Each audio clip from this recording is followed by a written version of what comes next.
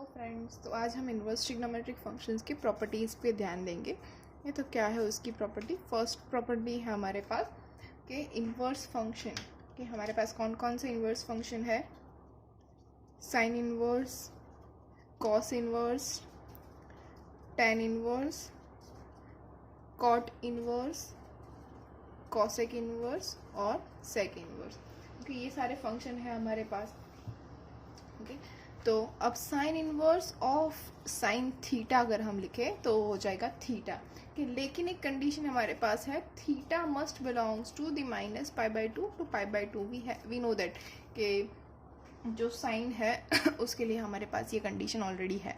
Okay, now cos inverse of cos theta is equals to theta, where theta belongs to क्या आ जाएगा 0 to pi. Okay, tan inverse of tan theta is equals to theta, where theta belongs to minus pi by 2 to pi by 2. Cot inverse of cot theta is equals to theta, where theta belongs to 0 to pi. Cosec inverse of cosec theta is equals to theta, where theta belongs to minus pi by 2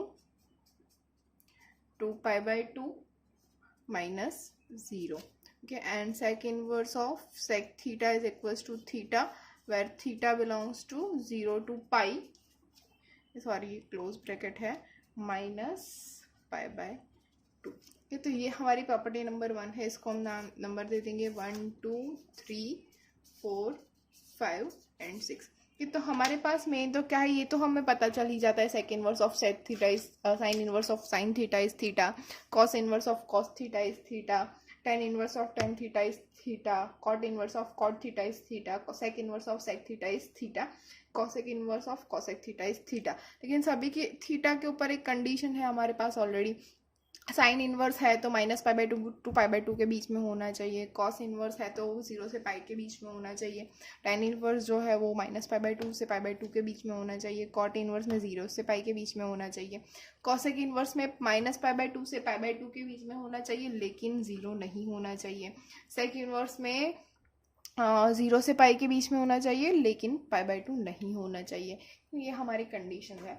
तो उसके base पे हम examples करेंगे। तो example number 1 है कि क्या है, फर्स्ट वन है sine inverse of sine pi by 3 कि इसकी वैल्यू हमें क्या मिलेगी। तो sine inverse of sine theta equals to theta हमें पता है, तो इसका आंसर होना चाहिए पाई बाई 3। लेकिन हमें कंडीशन चेक करनी है कि pi by 3 does pi by 3 belongs to minus pi by two to pi by 2।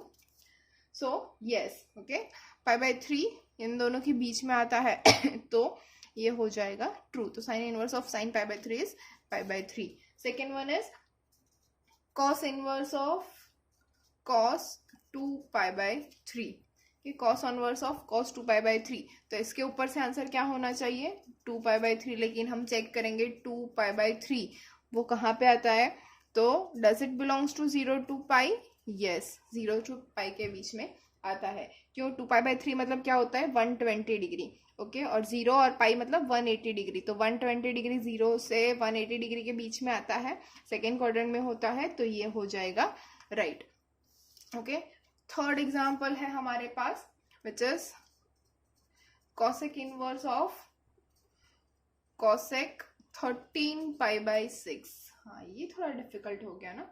अब क्या है 13 पाई बाई 6, ये हमारा जो है कॉस क्या है कॉसेक इनवर्स। कॉसेक इनवर्स के लिए क्या है minus pi by two to pi by two minus 0। Okay, तो ये इसके अंदर नहीं आता है। 13 पाई बाई 6 कहाँ पे आएगा, थर्ड क्वाड्रेंट के अंदर, और थर्ड क्वाड्रेंट हमारे अंदर नहीं है। ओके, तो इसको हम चेंज कर सकते हैं। तो इसको हम ऐसे भी लिख सकते हैं, कॉसेक इनवर्स ऑफ कॉसेक, फिर ये 13 पाई बाई 6, इसको हम ऐसे लिख सकते हैं 2 पाई प्लस पाई बाई 6।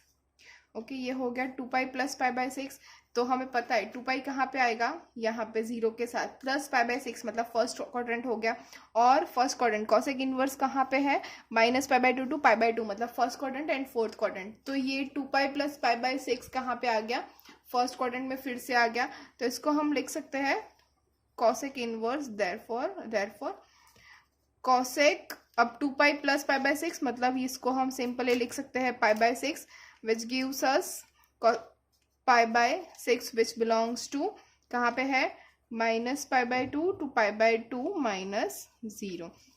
तो ये हमारा थर्ड एग्जाम्पल भी हो गया। अब हम आगे चलते हैं फोर्थ एग्जाम्पल के ऊपर।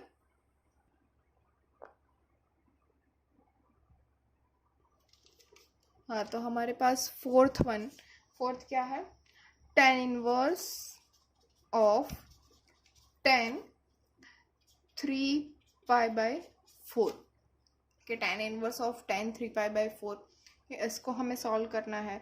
तो अब 3 पाई बाय 4 के सबसे पहले tan इनवर्स के लिए थीटा के लिए हमारी कंडीशन कहाँ पे 3 पाई बाय 4 जो है वो कहाँ पे होना चाहिए, must belongs to minus pi by 2 to pi by 2, लेकिन 3 पाई बाय 4 वहाँ पे नहीं आ रहा है तो डज नॉट बिलोंग्स टू हो गया। ओके, तो इसको हम ऐसा लिख सकते हैं tan inverse of 10 pi minus pi by 4 के इसको अब हो जाएगा tan inverse 10 pi minus pi by 4। Okay, ये यूनिट सर्कल ड्रॉ कर लेते हैं कि पाई माइनस पाई कहाँ पे होता है, ये यहाँ पे पाई माइनस पाई बाय 4 मतलब ये सेकंड क्वाड्रेंट में यहाँ पे कहीं आ जाएगा, लेकिन यहाँ पे सेकंड क्वाड्रेंट है तो ऑल एस टी सी के हिसाब से सिर्फ और सिर्फ साइन पॉजिटिव हो सकता है, तो 10 क्या हो जाएगा नेगेटिव। तो इसके लिए हम लिख सकते हैं माइनस 10 पाई बाय 4। लेकिन हमें ये भी पता है कि tan minus theta is equal to minus tan theta, तो इसको हम लिख सकते हैं tan minus pi by 4। tan minus pi by 4 कहाँ पे आ गया, फोर्थ क्वाड्रेंट के अंदर। ओके, फोर्थ क्वाड्रेंट में आ गया, तो अब इसको हम लिख सकते हैं minus pi by 4 which belongs to minus pi by 2 to pi by 2। तो ये हो गया हमारा आंसर फोर्थ वन। अब हम देखेंगे फिफ्थ के लिए। फिफ्थ क्या होगा, fifth is cos inverse of cos 7 pi by 6। Okay, अब हमें 7 पाई बाय 6 इसका आंसर होना चाहिए, लेकिन 7 पाई बाय 6 कहाँ पे होना चाहिए, बिटवीन 0 टू पाई, लेकिन 7 पाई बाय 6 0 से पाई के बीच में नहीं आता है।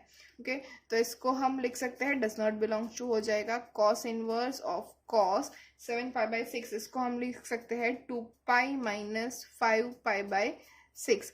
ओके, तो cos इनवर्स, अब cos 2 पाई माइनस मतलब फोर्थ क्वाड्रेंट में हो गया, तो इसको हम ऑल एस टी सी मतलब cos पॉजिटिव है तो cos हो जाएगा 5 पाई बाय 6। ओके, याद रखना ये 2 पाई माइनस है, फोर्थ क्वाड्रेंट में cos पॉजिटिव है इसलिए आ रहा है cos 5 बाय 6 और cos 5 पाई बाय 6। अब ये जो है वो आ जाएगा हमारा in this second quadrant. Okay, तो हमारा आंसर हो जाएगा 5 pi by 6 which belongs to 0 to pi. Okay, अब हम सिक्स्थ एग्जाम्पल देखेंगे। सिक्स्थ एग्जाम्पल है हमारा